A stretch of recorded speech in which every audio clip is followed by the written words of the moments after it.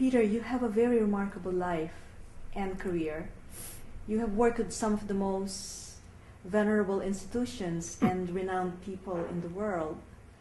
I was wondering, what do you consider to be the most important milestones in your life and your most important achievements in the field of community and regional planning and sustainability?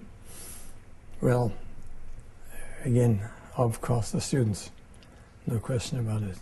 There are many specific examples, and in general terms, I'm very proud of my graduates and those who come since then, because the school is in very good hands, excellent hands. The theme that we started have all continued, and UBC has supported it. That's the most important thing. I know how many of my friends at McGill and Toronto and Harvard went by the wayside because the university did not support them.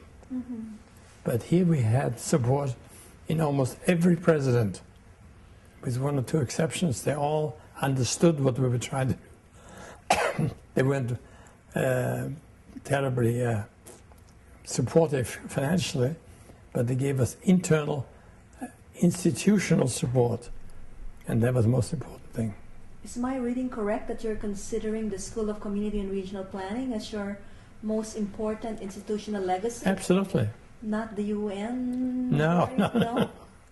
I mean, obviously the fact that we have the CHS here, and it has survived for 30 years, despite all the pushing and pulling, is a major achievement. But it's an achievement of those who lasted those 30 years. I was out of it. But the creation, yes, and certainly the fact that SCARP is now in very strong positions and in good hands, and a lively, enthusiastic, and charming and friendly school. And they've tolerated me for the last 4 or 5 years again. I'm amazed. So I thank you. I guess my last question is this now. I know we probably need to rest soon. We are currently undergoing our strategic planning process at the school, looking back at the past and looking into the future.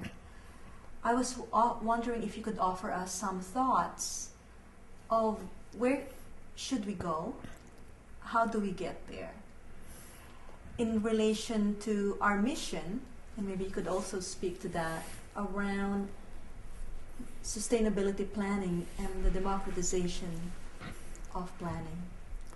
Well, I would certainly start with the last word, democratization. The idea of sustainability, with due respect to Bill, is not new. They have different words, different use of words, but it's really the same, namely how to sustain life, how to sustain the social fabric, the economic fabric, and the political stability. So to sustain these elements, that's really the purpose of planning. If you can sustain a stable, economically, socially, environmentally, even platform, locally, regionally, nationally, that's all you can possibly do. So the answer is yes, it is possible, but pursue it. So strategic planning, a strategy which must come out of the current faculty and the current students. I'm not in this. I hope that the 3 or 4 things which we started will survive. That it is a multidisciplinary subject with contributions from those 3 areas, social science, natural science, design disciplines, that it is taught in an interdisciplinary way.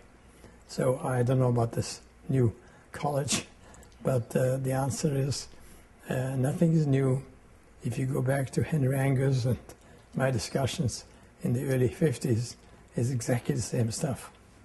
And he was at the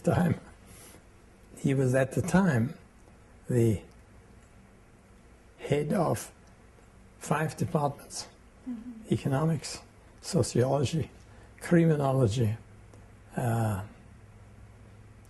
geography, and forgotten which one. And he combined at that level, commerce, at that level, the ability to bring these folks together and knock their heads together, and left behind the faculty idea, of which we're the very first appointees.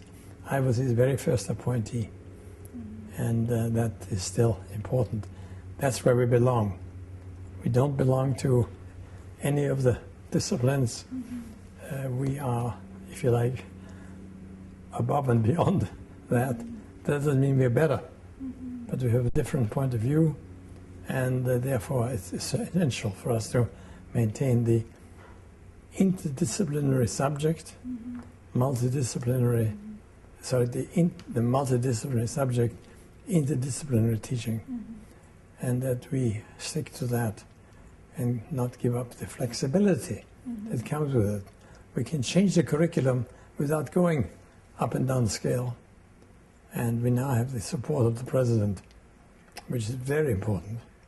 And I certainly welcome the fact that President Toop understands that very well. That's his own view of the world.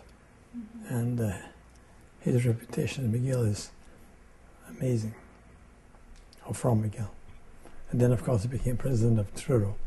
So he read all the stuff that Pierre wrote. And that's another important source. So if you are sleepless, sometimes go back and read Cité Liberté. If you can in the original, if not, yeah. Any last question from a faculty or from a student?